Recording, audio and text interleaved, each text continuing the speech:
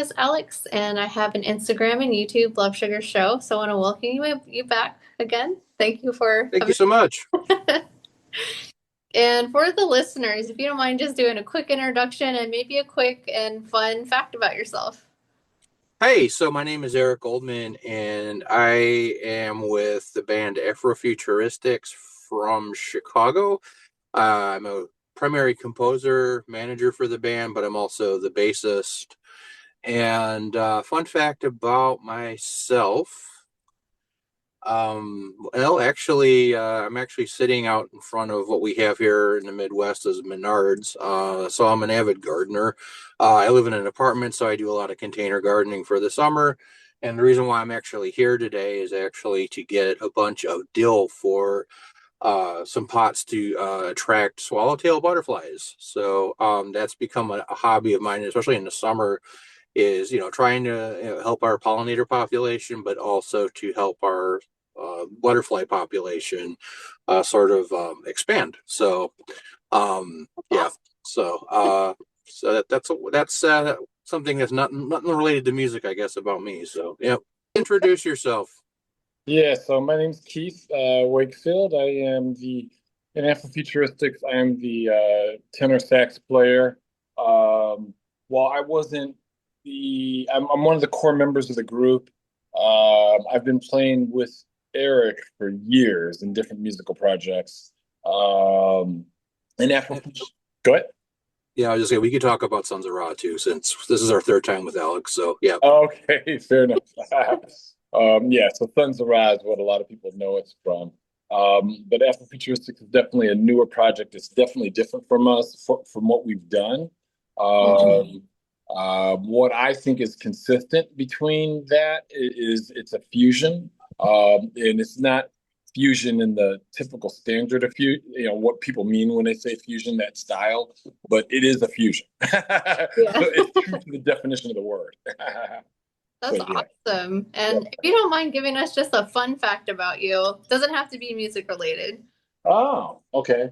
Let's see. A fun fact of me. Let me just think about this.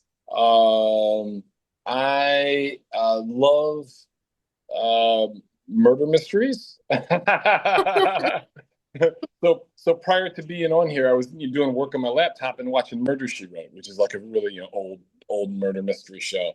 So that has nothing to do with music. That's a fun fact that It's a very fun fact. In fact, when we go on the road, this has nothing to do with Afrofuturistics, but it's Sons of Ron. It's just the two of us. So I think yeah. we have a license to talk about that too. Yeah. When we go on the road and we look for like an Airbnb situation or a Verbo that we can rent for a house to stay overnight, we want to make sure that we have whatever the TV services, like if they have that channel, so he can watch his murder mysteries like before we head out for the next day.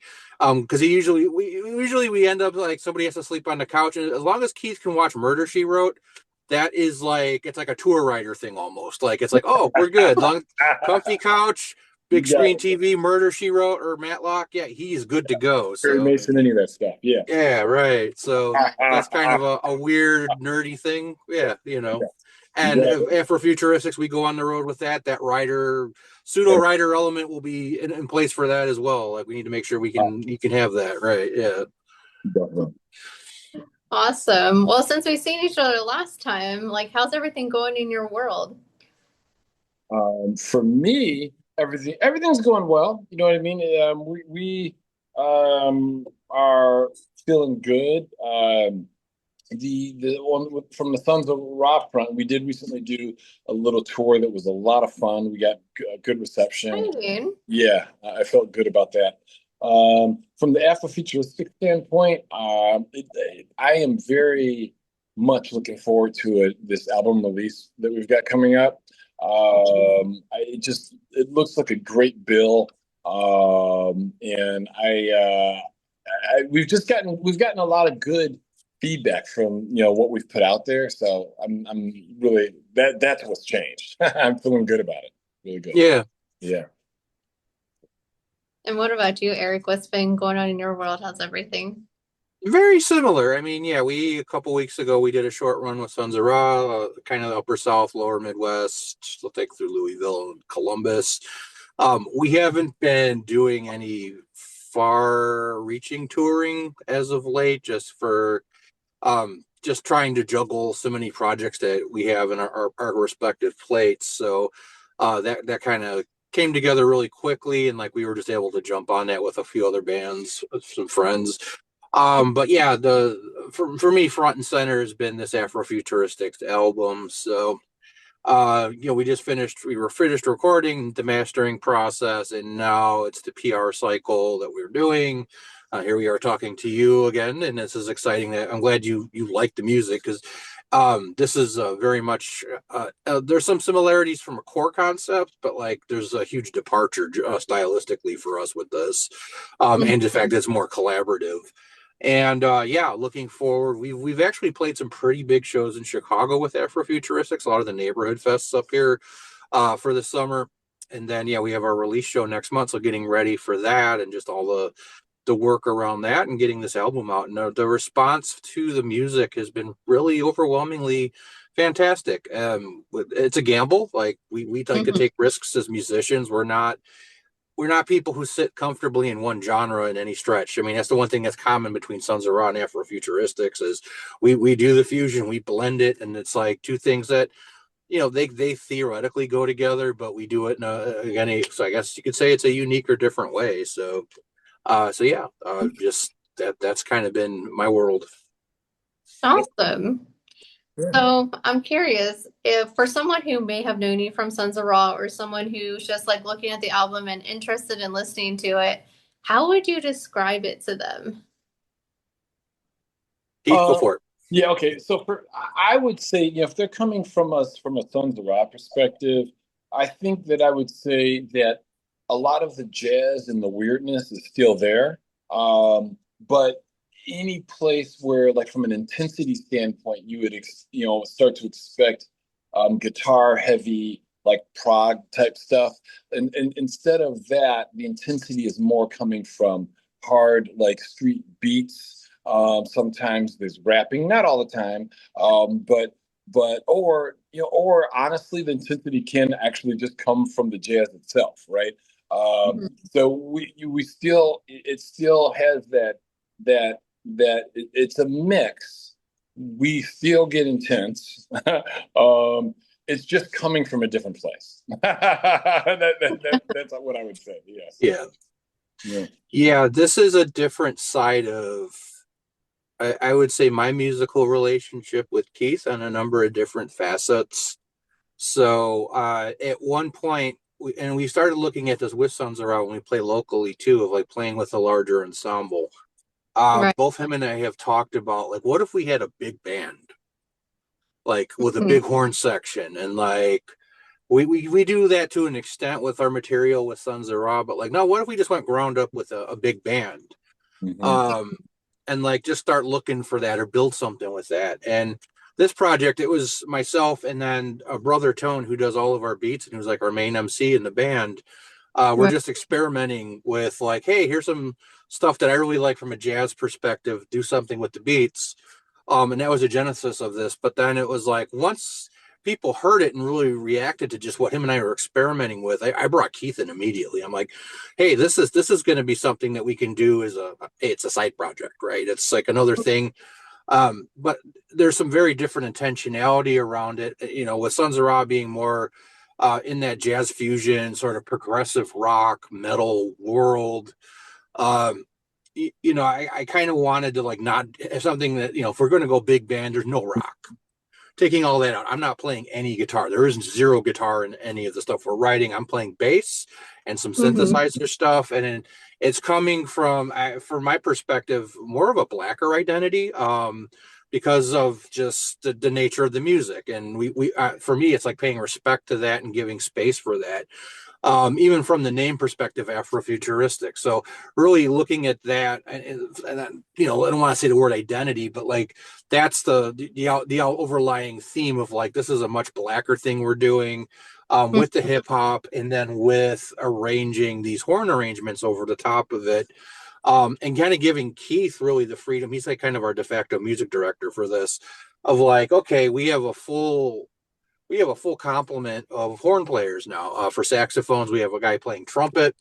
No. Um, and then like go ahead and arrange that. Like here's some ideas, but let's make this like swing like really intensely, but it still has that underlying sort of boom bap hip hop thing driving underneath it with the beats with Carl, brother Tone, who is our de facto drummer. Even though he's playing an MPC electronically and he's finger drumming, it's got a much more that hip hop feel baked into the rhythms with that. So, and then we have guest rappers who come in and work with us on material, and then the other piece is I think with Abdullah, if you want to talk about that, Keith, because that was somebody you brought into the ensemble. Sure, sure, yeah. So before I talk about Abdullah, but let me just say that I'm going to back up a little bit and say that something that is different is that in Sons of Ra, Eric and I are swapping roles a lot. So That's a good point. Yeah. Yeah, Eric is playing guitar, but he'll often go start playing a bass line, like a legitimate bass line on bass strings. Whereas I will be playing bass, and if I'm not soloing on bass, all of a sudden I'll go to sax, right, and do a lot of switch up. In this project, we're more focused because we want a bigger band, as he said. That puts us in a position where we're focusing on more things. So Eric is like fully focused on bass. Now, granted, he's got synths, bass synths and things like that going on, but from an instrument standpoint, he's playing bass. For me, from an instrument standpoint, I'm fully thing on sax. So we're each kind of digging deeper into those two different instruments. And that allows us to bring in the other instrumentalists and have them kind of control their instrument without us swapping as much. So that's one thing that's different. One thing that is the same, though, is that both groups still point at this otherworldly kind of thing, right? Like a lot of times people can see the connection other than the name of Sons of Ra with Sun Ra. But when you look at Afrofuturistics, it's even more connected to Sun Ra, right? It's more connected to Afrofuturism and things of that nature. So he wanted me to introduce Abdullah Kande as somebody that has brought a lot of feeling to this project. He's actually Guinea, right? I think he's born in Guinea. Right. And his instrument, he plays a couple things, but for us, the instrument that speaks the most is an instrument called the kora. And a kora is kind of to the ear, it sounds like an African harp. To your eyes, it looks like a weird guitar with this gourd kind of thing in it. But it's like 21 strings, I think, or something like that. Yeah. Wow. Yeah, so that he's key to our sound too, and yeah, so he's somebody that definitely it's just that goes back into this. How is it different from Sons of Ra? I mean, that's wildly different from Sons of Ra. I mean, the sounds that we're dealing with here. But yeah, that's it. Awesome. Yeah. And one thing I noticed too is I was looking through the instruments. You guys got beats, you got MCs, you got bass, you have synths, you have trumpets, you have saxophones. Yeah. How did you get everything to fit together? Because that's a wide range of things. To me, it's much more organic than it is. We had the specific idea at the beginning. We started off from like a writing perspective. It was really just the beats, what I was doing on the bass, and then Keith is basically our principal melodic and harmonic driver with the saxophone. And that was like for a lot of the instrumental tracking and the pieces that we wrote, that was how we started off with it for building the stuff out. And then leaning more so into Keith's experience of being in jazz band, growing up as a jazz saxophonist, tenor saxophonist, and understanding how those relationships work and how to work with other brass and horn and reed players. That's really where I think that layering kind of came in with that. the guys that we work with from a hip hop perspective, we had relationships before this started where we would do live band hip hop stuff. Sons of Rye actually played a few shows with them where we were like their backing band and just to try it out and it was something different. And then they would freestyle in front of whatever we threw at them. We actually had some of the stuff that ended up on our last album. They actually freestyled over and they hung with it. So Brother Tone was one of those Cool. guys, and the other guy who's featured predominantly on our EP, Levi Stress, the other rapper, he came in as well. But like knowing that and having that experience beforehand of like, oh well, it's just very easy for you guys to do that. Whatever we're writing, we need to make space for the bars, right? So like, it can either be somebody takes a horn solo or somebody can come in and do their bars if there's a featured rapper for that. So that was I think a core concept of a lot of our writing with that, of like giving space for that and not overcomplicating things. So I don't know, Keith, do you have anything you want to add?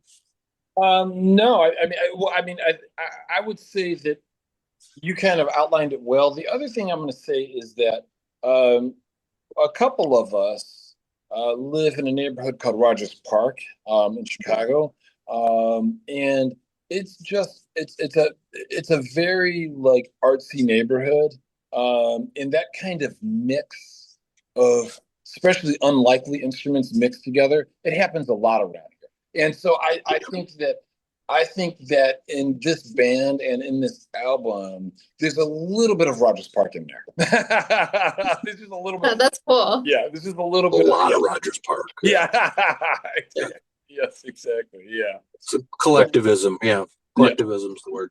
Yeah, eclectic. It's almost like a tongue twister. Eclectic collectivism. Yeah.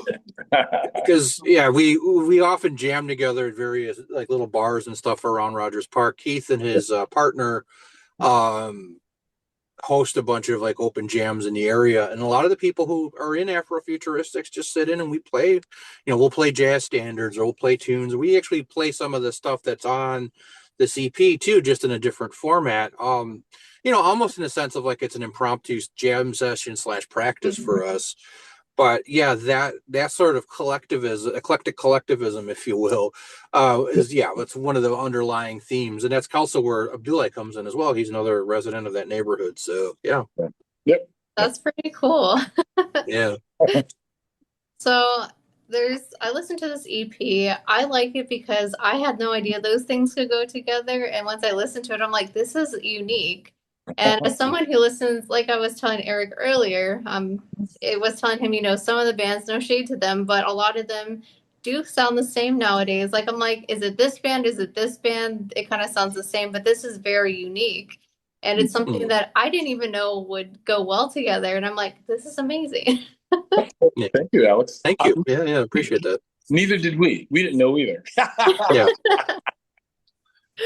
People keep telling us to do it, and that's the difference between this and Sons of Ra. Like Sons of Ra is like me going, no, I want to keep doing this, and they're like, okay, man, whatever. Whereas like with Afrofuturistics, it's like, that's really cool. Do it again. They're like, oh, okay. Yeah. Well, if you're actually telling us to do this, we'll do this for sure. Yeah. So, right. So it's external versus external motivators, Yeah, for sure. Yeah. So I know that people say like instruments can like give emotion to music, and you can put emotions into music, just by playing an instrument. So what type of emotions did you put into this EP? That's a good question. I think from my standpoint, there was. I'd love to say, oh, it was joy, but I don't know. I don't think that's really true. Like everybody's got complications in their life. Everybody's got different things that they're struggling with, right? I've grown a healthy respect for not knowing what everybody is going through, only to know that they're going through something. And a few of us in the band are going through certain things, right? Just stuff. And no need to get into it, but for me, there's definitely some more of a darkness. I don't want to say negative though. When I say negative, but just working through feelings. You know what I mean? Just working through darker feelings. 100%. and I mean, I think that like, and you get a bunch of people together. I mean, our country's going through, not to get political, but we're going through a lot of stuff. True. And I just think that there's I felt that vibe for me anyway. But Eric, I'll let you talk. I'll continue the analog with that. That's 100% spot on for me. Mm. Conscientiousness is probably a big piece of uh, the threads here. For me, there's a lot of darkness in the music, and I typically tend to start off from that place. There's definitely a serious tone. With that, but there's some playfulness that's going on, and there's a lot of kind of just reflection of, like the Keith's point, we're all going through stuff right now, and that's life, Hmm.